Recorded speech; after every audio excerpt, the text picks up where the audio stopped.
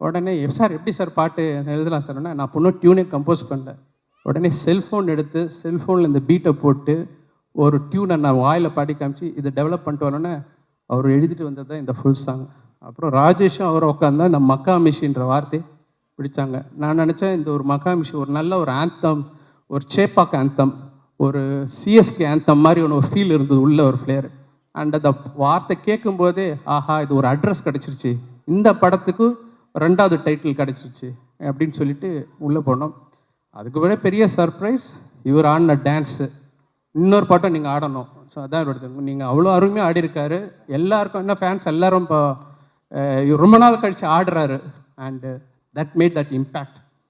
So I thank Parvathi, Thamarai, wonderful contribution, and Rajesh, Sundar அவர்கள். So நீங்கள் இல்லைன்னா ஒன்றுமே கிடையாது. ஸோ நீங்கள் தான் தகப்பன்.